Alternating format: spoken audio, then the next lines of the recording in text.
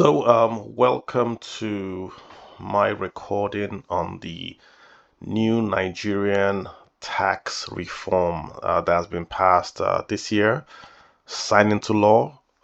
It's going to go into operation January 2026. This is a major overhaul of taxation in Nigeria, about four bills in one. But in this video, we're going to talk around the personal taxes and also the small business taxes. What it's all about, what are the changes, what should you look out for, and what should you do. Just a quick disclaimer, I'm not a tax attorney or tax advisor. I'm not giving tax advice.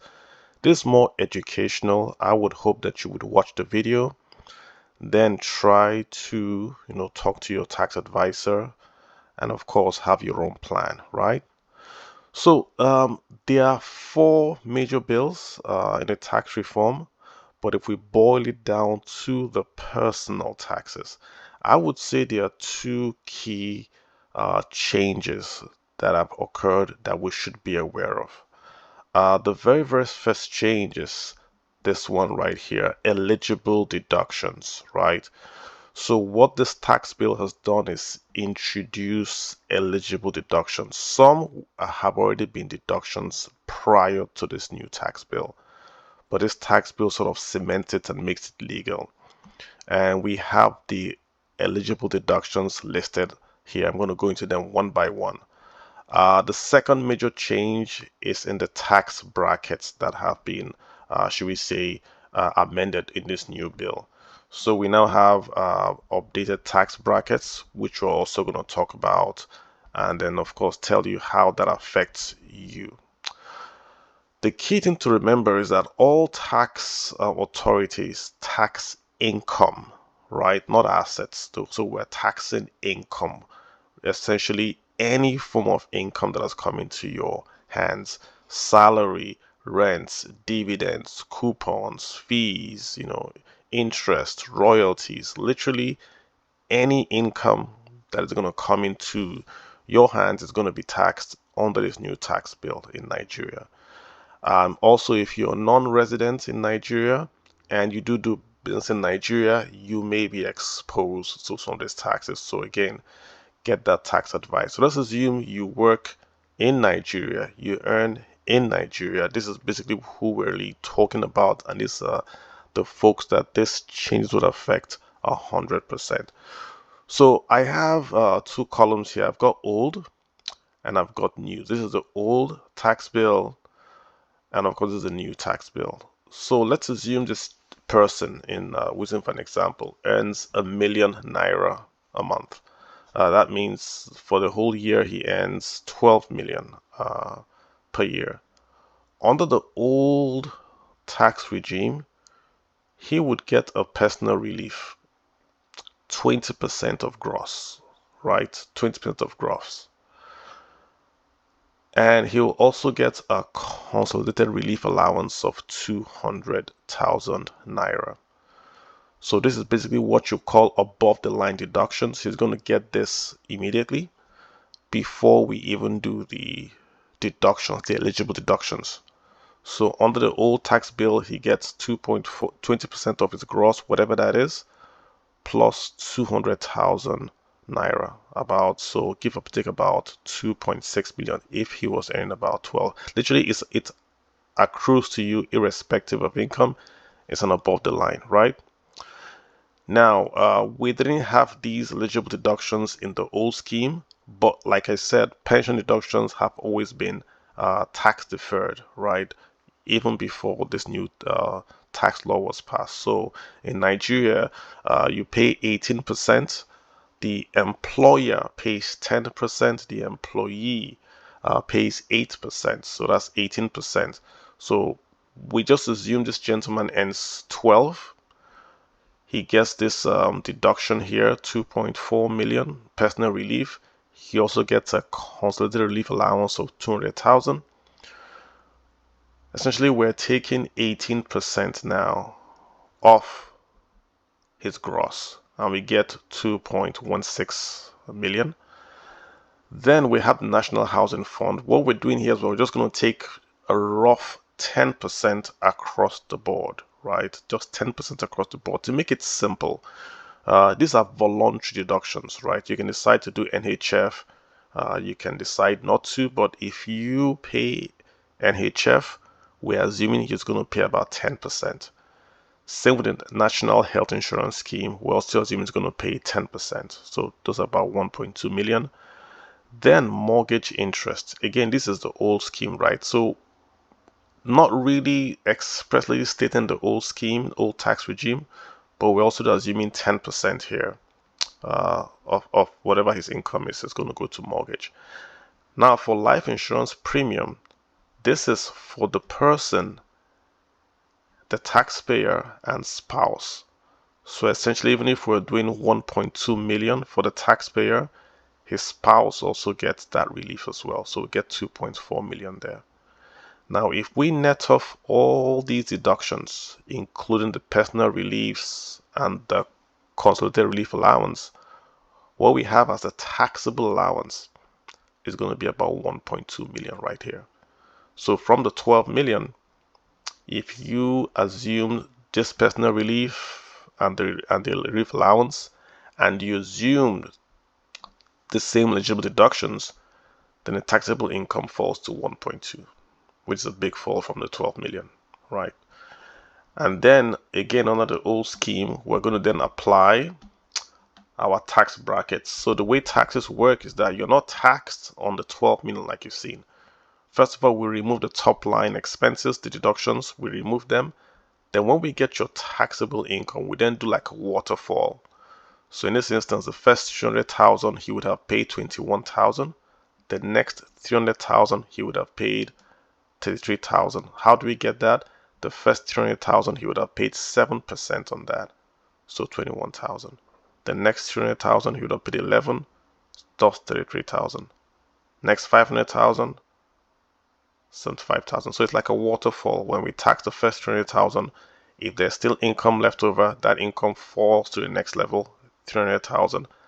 If there's still income left over, it goes to the next level, 500,000. In this instance, the income terminates, i.e. what we can tax terminates at about the next 500,000. So we then tax him about 26,600 on the next 500,000 after we have done these three waterfall levels. So the total income per month on the old scheme, $1 million a month. The total tax he will pay, 155,000 a month. His effective tax rate is 1.3, the take home 987 and 33 naira, 33 kobo. Now keep in mind this 1.3, we're going to use that when we go to the new scheme. Now let's come to the new scheme. What has happened? What has changed in the new scheme and where you should look out for? Same thing. He earns the same 12 million a month. The new scheme has introduced what we call the rent deduction. So instead of the personal reliefs and the consolidated relief allowances, we now have a rent deduction. What this is 20%. 20% of the rent you pay, capped at 500,000. So it's only for renters and it's capped at 500. So if you pay 100,000, you can claim 100,000. If you pay 600,000, you cap it at 500,000. So what's the effect of this? Essentially, your personal allowances have reduced, which means what is taxable, what the taxman can assess for taxation, has gone up. So in the new tax regime, yes, if you earn above the 800,000, which we're going to see later on, your tax exposure goes up. So same thing here, 12 million in the old scheme, he would have gotten 2.6, taking away top line from being taxed. But in the new tax law, he only can potentially get 500,000. So what if you own your own home? Then of course you don't get a mortgage or the rent deduction. So that's 12 million is available to be taxed. We then go to the eligible deductions. Yes, the same thing. He's going to pay the 18% of 12 million. So that's 2.16 million. Again, we're assuming 10% for National Housing Fund, assuming 10% for NHIS, the insurance scheme for health. Also assuming in this case, now look, so we're going to talk about this. If you pay rent, you obviously can't pay a mortgage interest. So what we've done here at the very bottom, we've separated both of them, but just assume he does pay the mortgage interest, just so that it corresponds with the old. We're going to take it off at the very bottom, you'll see. Then again, the life insurance premium for both the partner, i.e. the taxpayer and spouse. So if you look at the taxable income under the new scheme, it has gone up significantly. So in the old scheme, 1.2, in the new scheme, 3.7. Why? Because the deductions, the top line deductions have been taken away. So there's more taxes that is then exposed, more income is then exposed to be taxed. So let's now go into the actual deductibles, the waterfall as it were, right? If you then look here, the first 800,000, right, in the new tax scheme is basically tax-free. So if you earn 600,000 per annum, no taxes. If you earn minimum wage in Nigeria, absolutely no taxes because it's not going to be up to 800,000. So the first 800,000 you earn in Nigeria is going to be taxed at zeros. So from this 3.7 million, we then give you a huge 800,000 that we're not going to tax. If you compare that to the old scheme, this was just 300,000. Now it's 800,000. So this sort of compensates for the loss of our, if we go back up here, it sort of compensates for the loss of our personal deductions here. The government then took it and put it back into giving you an $800,000 naira deduction right here. So the next income is going to be at 2.2 million. So again, look at here. Under the old scheme, your first 300,000 was taxed, your next 300,000 was taxed. So more of your naira was exposed to taxation. But in the new scheme, you get 800,000 naira not taxed. Then you have to earn 2.2 to then get the second, to be at the second waterfall level to be taxed. So your next 2.2 million is going to be taxed at 15%. So this guy earns about 3.7 million. His first 100,000, he gets a tax-free pass here. But the next 2.2 million, he does pay 15% tax. So he pays 330,000, right?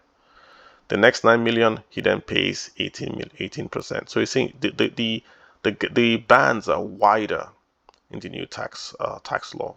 In the old tax law, I mean, your first 300 was taxed, next 300 was taxed, next 500 was taxed. But in new tax law, you've got to earn about above 800,000 to be taxed, to then qualify to pay taxes, more or less. So the total tax this gentleman pays is going to be here 463 and 200 naira. His total income is $1 million a month. He pays the 463, 200 a month. His effective tax rate has gone up to 3.9. Why? Because more of his income is being taxed, because the deductions here, the 2.6 that you would normally get in an old scheme, have been taken away, but have been replaced with giving you a rent deduction if you pay rent, and also giving you a huge 800,000 tax-free income waterfall number. If you then earn about $1 million, of course, that's going to be a huge deduction for you. So the effective tax rate on the new scheme does go up. So what we've done here in this little blue column is we've taken away the rent, because we've said if you look at the rent number and you look at the mortgage interest number, again, guys, what I'm trying to say is the rent number here for 500,000, in my view, is always going to be less than the mortgage interest that you're paying. So like if you borrow 25 million, how much do you think you'd pay, say, in a year? Even if you pay 10%, that's 2.5 million. I think it's always going to be more than the 500,000 naira cap. So it's always, the way I've done this is to say I've assumed that everyone's going to choose the mortgage interest, or there's going to be a mortgage interest deduction, right, which is more than the rent deduction. If you did that, then the numbers just change slightly. In this instance, it changes to his total tax paid going up to 481, and his effective tax rate going up to 4%. Why is his tax rate going up to 4%? Because he's not taking this rental. He's not taking the top line deduction here. Rather, he's taking the mortgage interest deduction under his eligible deductions. He's not taking his rental, hence his tax number here is going to go up to 4%. Marginal when you say 3.9 to 4. But the key thing for you to understand is that if you own your own home, you do not get the 500,000 naira deduction. You only get the mortgage interest deduction. And if you then pan that out, your effective tax rate goes up because you don't get a deduction. But if you rent a home, then you get the deduction capped at 500,000, and it does reduce slightly. If you compare both of them, i.e. paying rent to paying a mortgage, paying rent gives you a higher deduction. But when you compare it to the old scheme where you got the gross deductions right here, where you got the personal reliefs and the consolidated relief allowance, the old scheme gave you a larger allowance, more or less. So what's the learning from this? If you own your own home, you can claim the mortgage interest. If you don't own your own home, you can claim up to 500,000 via a rent deduction, and you have to do your eligibles. You've got to make sure you claim as many eligibles as you can, because this bulk 20% of the gross deduction has been removed. You no longer get it in the new scheme. So you've got to go and start to claim all these deductions in the new scheme. The point is, if you are working right in the old scheme, if you do the pension scheme, you did a housing scheme, or you did not, you still got your 2.4 right there. But in the new scheme, it's not given to you.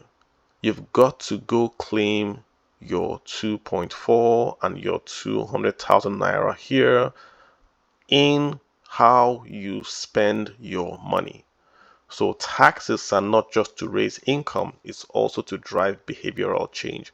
So what the government is saying to you is that we want you to contribute to pensions, we want you to contribute to the housing fund, we want you to have life insurance, we want you to try to buy your own home, and we want you to buy, of course, life insurance for yourself and your spouse. If you do this, then we give you that deduction that you have lost in the old scheme. So very important that you've now got to go out and reduce your taxable income by buying or investing in these eligible deductions. You're no longer going to get it automatic at 2.4. That's the key first lane. I'll just make sure you guys take away from this. You've got to go out and buy these to then qualify for to increase, or to should we say reduce, your taxable income. Very, very important.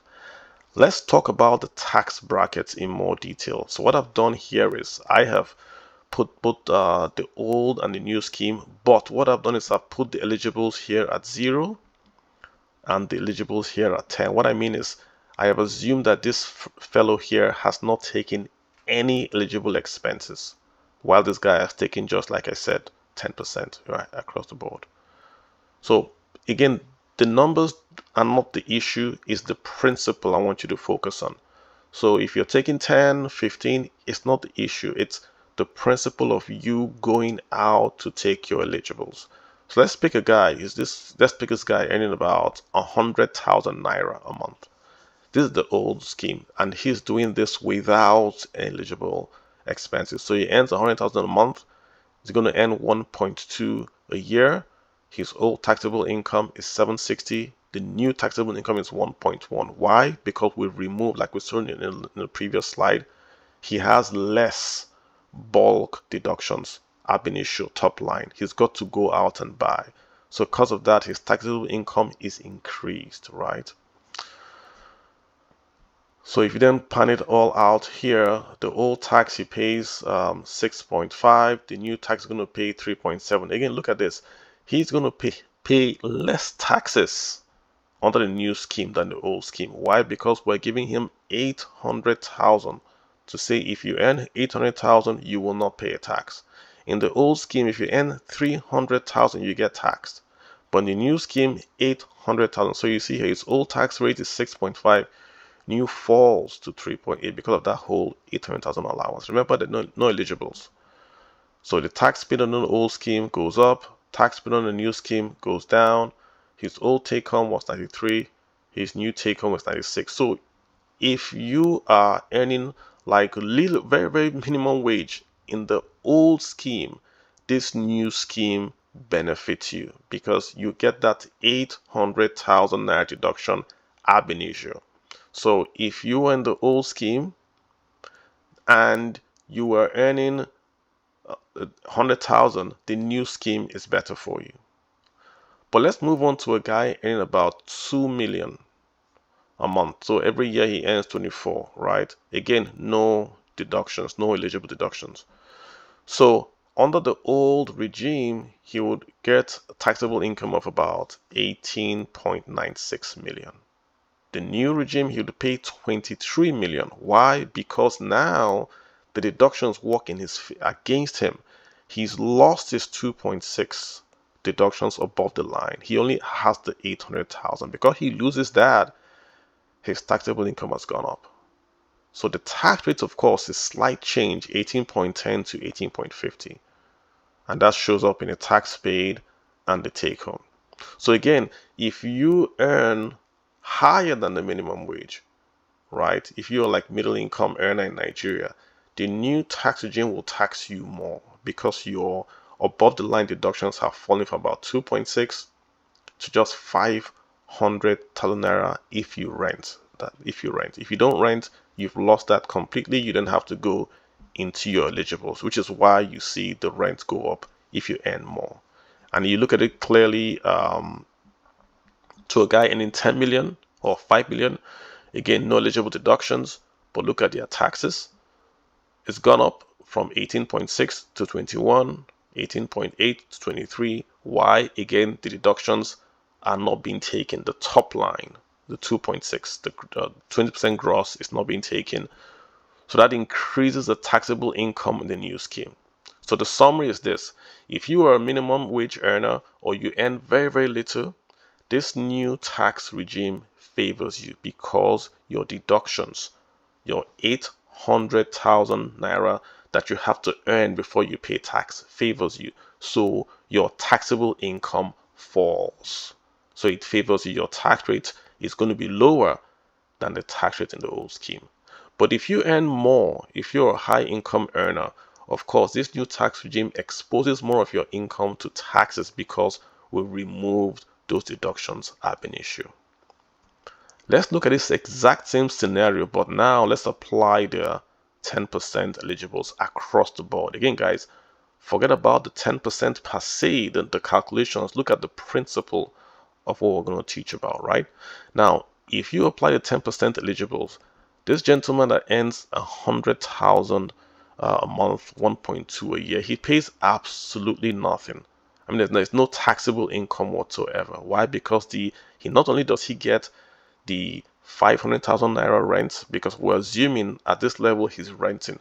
Not only does he get the 500,000 rent, he also gets the 800,000 income level deduction. So he pays absolutely nothing. Both old and new, they will pay absolutely nothing because why? We've added the eligibles. So eligibles change the entire equation. So for a low income earner with eligibles, nothing is paid. Let's go to our 2 million naira lady that is basically earning 2 million naira a month. So a year, 24 million. She applies an eligible of 10%. So she's paying maybe 10% NHIS. She has a retirement savings account with the PFA. She has a Nigerian health insurance scheme. She's also buying insurance. Just those eligibles. She applies those eligibles. Again, not the number per se, but the principle. Her old taxable income, 5 million. The new taxable income, 1 million. Why? Because when she applies those deductions, it reduces her taxable income. In the old scheme, the deductions were still there, but more of the income was open to be taxed. In the new scheme, there's less of the income if you apply the deductions. If you don't apply the deductions, if you compare the same person up here, the same 2 million here, about 23 million is available to be taxed. But here, if you apply just the 10% deduction, it falls from 23 million to about 1 million because we've taken away a lot of the income. We've taken away a lot of this 24 million. We've said we're not going to tax that 24 million because we're going to pay NHF, we're going to pay pensions, we're going to buy life insurance for spouse and taxpayer. So that reduces this. And that's the principle we're trying to teach here. So the old tax rate, yes, it does go up. Of course, you pay more. Like I said, why you pay more? Because you have less above the line deductions. But with the eligibles you purchase, 6.7 is less than 18. And that shows up in the numbers right here. Again, go to the lady also earning 10 million a month, earning 120 a year, applying eligibles. The taxable income, of course, goes up when compared to the old regime. Why? No deductions. No deductions, right? Above the line deductions are less. But when you compare 50 million with 119 million, you then see the power of the deductions. So instead of you paying a 23% tax rate, you're only paying an 8% tax rate. Again, not the numbers, because some folks are gonna pay less or more in eligible. Someone's gonna say, I'm gonna pay maybe 20%. I'm going to make an additional voluntary contribution to my retirement savings account, so it would increase by 20%. That's fine. But the principle is, if you do not take your eligibles, when we mean do not take, if you do not go to the marketplace and register for a retirement savings account, buy a national health insurance scheme, or buy life insurance for yourself and your spouse, then your effective tax rate is always going to be higher than if you bought them. This is the key learning here. The first learning was that, of course, if you own your home, you've lost the huge chunk of your deductions. So if you're a higher earner and you live in your own home, your taxes are going to go up. But if you're a lower earner and you're paying rent, your taxes are going to go down. And the second point is eligibles. If you do not have eligibles, your taxes are going to be really, really high. So what's the two learnings here? Number one, you've got to really, I won't say go rent a house to get that deduction. I wouldn't say that. If you own a home, you've got an asset, that's fine. You've lost the 500,000 naira deduction, that's fine. But you must go buy the eligible deductions. You've got to go buy the pension from a retirement, go to a pension fund administrator and open a retirement savings account. And I would even say seek to do additional voluntary contributions, because when you do more additional voluntary contributions, you are removing or reducing your taxable income. So you do your additional voluntary contributions in addition to your regular retirement savings account contributions, which is your basic housing and transport. You've got to make sure your employer specifies your payroll in terms of basic housing and transport, not just say you earn X amount, but it has to be specified basic housing and transport. You've got to go buy national health insurance scheme. You've got to go get that because that's also going to be eligible. You've got to look into buying life insurance for yourself and for your spouse, right? You've also got to do the National Housing Fund. Again, this is all voluntary, but the more you do them, then of course you are reducing your taxable allowance. That's essentially what it is. The more you buy the eligibles, the less your taxes. Okay, let's talk about small business because this is all mostly the individual, right? Let's talk about small business. If you notice, I saw on social media this guy that does skits was charged 36 million, assessed 36 million to pay taxes. And he's complaining where am I going to get that money from and all that. So how should you approach your business going forward on a new tax scheme? I would say the first thing you want to do is to go set up a company. So if you are doing any commercial activity, you've got to do that under incorporation. Why? Because once you're incorporated, if you have a turnover of less than 50 million, you don't pay tax. You don't pay tax on less than 50 million turnover. So that is a huge tax break right there. If you go back to this guy, he's earning about 120 million. Let's even use this one, 120 million. His tax is about 8.8. If he was earning these funds under an incorporation, so Mr. and Mrs. Limited, then if this was turnover, then he would pay zero here, subject to certain clauses which we'll talk about right now. So first things first, you've got to set up an incorporated entity to do your business, right? If you're an accountant, set up your accounting firm and you want to pay incorporation, company income tax and all that, right? So that's the first thing you want to learn. Now, exactly the same thing that occurs here, i.e. your eligibles reducing your taxable income, is exactly what the business guys are going to do as well. When you set up a business, you're going to earn a gross income. That gross income is then going to be exposed to taxation. But you can reduce that gross income by netting off eligible expenses. So if you make pure water, you made turnover of 60 million. We know 50 million is going to be taken away. You're not going to pay on that 50 million. The remaining 10 million is exposed to taxes. Then you tell the taxman, oh, I bought nylon bags for 8 million. That's an expense that you're going to wipe off because that's the cost of doing business. So you say your 60 million, you wipe off your 50 million, that's 10 million now, which is your taxable income. Of that 10 million taxable income, you bought pure water for 8 million.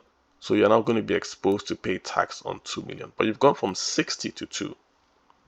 So those expenses, how is a tax man going to look at it? There's a principle called the WREN principle. So the tax man is going to ask you, is the 2 million you spent, sorry, the 8 million you spent to buy pure water and nylon bags, was it wholly used for pure water manufacturing?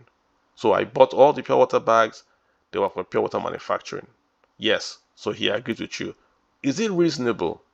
Yes, my only input is pure water bags and water and purifying chemicals. So that's a reasonable expense. Yes, he agrees with you. Is it exclusive to that pure water factory? Or are you buying nylon bags maybe to go and to do some other thing that is personal to you? If it's exclusive to the pure water factory, he agrees with you.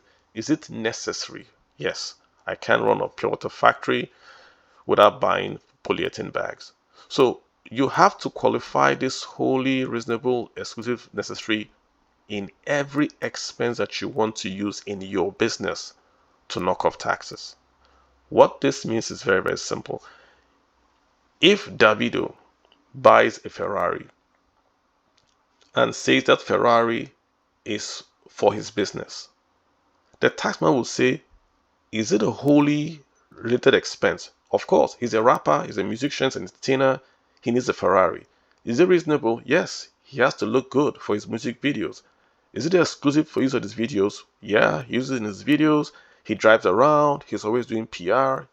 Is it necessary? Yeah, he's an Afrobeat guy. He has to look flashy. His game has got to be tight. So a Ferrari for Davido, for Burna Boy, for Wizkid, for Thames is fantastic. A Ferrari for an accountant, is it wholly for the business? Is it reasonable? Is it necessary? Does an accountant need a Ferrari? I don't think so. This is where you now fall into trouble with a tax guy. That whatever you spend has got to be reasonable. What about if I buy designer shirts? If I'm an accountant and I'm buying Hugo Boss white shirts, that is holy for the business. I'm wearing white shirts, and my clients think I know I look nice, so I look very professional. Is it reasonable? I mean, I can argue it's reasonable. I want to look rich, so I can manage rich folks. Is it exclusive for the business? Well, I don't wear a suit to swim or to go to the village. It's only to when I go for meetings. Is it necessary? I can also make the argument that yes, I want to look good. So when I see Mr. Dangote, he sees me looking good. He can do business with me. So for an accountant buying Hugo Boss suits, Hugo Boss shirts, you can make that argument. For Davido buying a Ferrari, he can make that argument. So whatever you spend money on, make sure that it is, of course, wholly reasonable, exclusive, and necessary. The second is the VAT rule. The VAT rule is very, very important, guys. It's saying that any expense or asset you want to claim tax on, you've got to make sure that you've paid VAT or import duty on it. So go back to Davido's Ferrari. If Davido buys a Ferrari and he passes the REN principle, but he didn't pay import duty, then he cannot use that Ferrari to write off his income. So whatever you want to use, if you want to buy a laptop to use as an accountant, you've got to pay VAT or import duty. Very important. What does that mean to us? It means we've got to keep records. Anything we buy that we want to use to write off on our taxes, keep the receipts. Scan the receipts, keep them for the tax man so you can make this argument. Then interest and royalties for non-resident companies not deductible. In essence, what I'm saying is this. Davido has Davido UK, Davido US, maybe where he does his concert. Davido UK cannot borrow money to Davido Nigeria. Then Davido Nigeria will say, oh, I'm paying interest to Davido UK, so I want to write that off my expenses. No. These are related companies, so we're not going to allow you to do that. You know, there has to be arm's length contract. You can't say, oh, Wizkid Nigeria is paying Wizkid US royalties to use the Wizkid Ojuelegba name. No, they don't want that. You know, it's got to be arm's length and all that. Non-deductible expenses. There are a few things you cannot deduct whatsoever. You can't deduct personal costs. You can't deduct connected party payments. You cannot deduct payments and fines. You can't deduct non-compliance, VAT, and import duties. Like we've explained, if you are fined, you have to pay. It doesn't matter.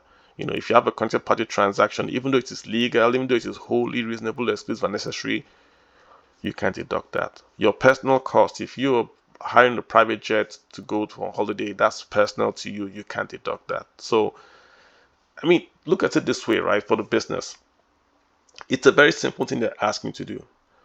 Incorporate a company, keep your expenses. So when you file your taxes, you can make this argument if it's wholly reasonable, exclusive, or necessary. That's essentially it.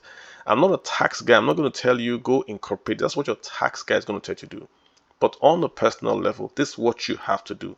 When you want to buy anything for the business, ask these 4 questions. And you want to buy things in the name of the business. You want to buy those cars in the name of the business. You want to do your transactions in the name of the business. Your phone that you're using to make calls, to make deals. Who owns that phone? Is it you or your business, right? The little shop that you go to, who owns it, yourself or the business? Remember, exclusively. So if you walk to the answer, you allow these eligibles to reduce your taxable expenses.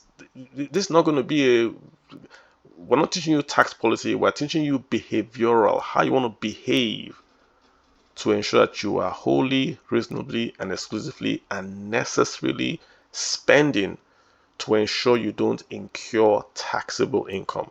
What the taxman is looking for is not income per se, but taxable income. Keep that in mind. Let's close with a to-do. What are you to do today?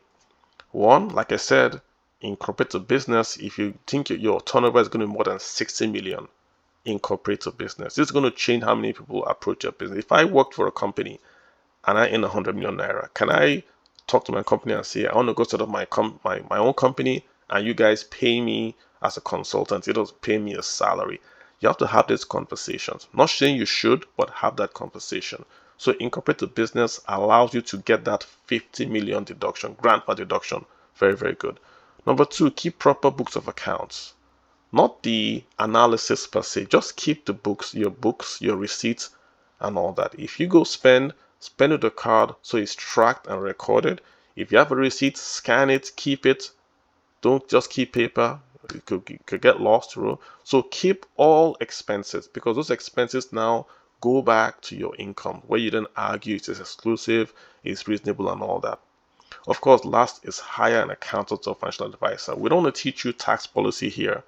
We're sort of showing you the two major changes that have occurred in Nigeria. And of course, we're then showing you how you can sort of get yourself right. So the key thing, like I said, first of all, is that remember the tax law has removed, let's go back and just do our summary. The tax law has removed this 2.6, the 2.4 million, the 20% of gross personal relief is gone. The considered relief is also gone. So you've lost this too. It's been replaced with a rent deduction of 500,000. So if you don't rent, you don't get it. What that means automatically is that if you earn higher under this new tax regime, you pay more. But if you were earning less, below minimum wage or at minimum wage, you pay less with this new tax reform. The second thing we brought to you guys is to say, listen, you've got to go buy your eligibles. If you don't buy your eligibles, i.e. your pensions, your insurance, your housing funds, if you don't contribute, you expose more of your income to be taxed. And the numbers are crazy. I mean, 23% vis-a-vis 8%, 16% vis-a-vis 5%. You've got to really go buy eligibles. Then if you're a business, or if you're doing skits, or you're doing a business, you're an accountant, set up your own company if possible. Set up your company so that number one, you get the 15 billion naira deduction, and number two, you can then plow more expenses into the business to then reduce your taxable income according to these principles. The rent principles, the VAT rule, you've got to pay your VAT and your import duties. So don't buy anything without paying VAT or making sure there are no import papers. Be careful about doing third-party transactions with related parties. And of course, do not deduct personal expenses, connected party expenses, fines, and non-compliant VAT and import duties. And last, and most importantly, this number 3 point, hire an accountant or financial advisor. Make sure you have someone looking at your account and how you are spending money. This is just the first year.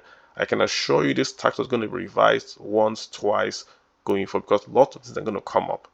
For instance, if I am married and I have 4 wives, do my 4 wives all get and I keep them in 4 separate homes? Do I get rent for 2 million or do I get 500,000? Many things are going to come up, right? Which the tax guy is going to give guidance to and will change most of what we're doing. So we're not going to talk about the tax law per se, but it's a very, very simple thing that even you as a non-tax person can do. Incorporate a business if possible, keep your books of account, take your eligibles, make sure you are reducing your taxable income by ensuring that you are taking all those eligibles, and of course you are paying less taxes. This is all legal, and you've got to really invest in knowledge so you can basically have more of your income to spend on yourself, your family. And remember, taxes are not bad. Taxes fund the government, so we all want to pay taxes, but we also want to work for you as the individual to also keep more of your money so you can spend. Thank you guys for hanging out with me. Again, my name is Kalu Aja. You can follow me on Twitter on @FinPlanKaluAja1. Also do a podcast the way I see it. So do follow. Also got a book on Amazon. Let's talk about your money. I'll be so glad if you guys could follow, buy, or read any of my written and spoken material. Do have a good day, guys. I'll see you guys next time. Bye.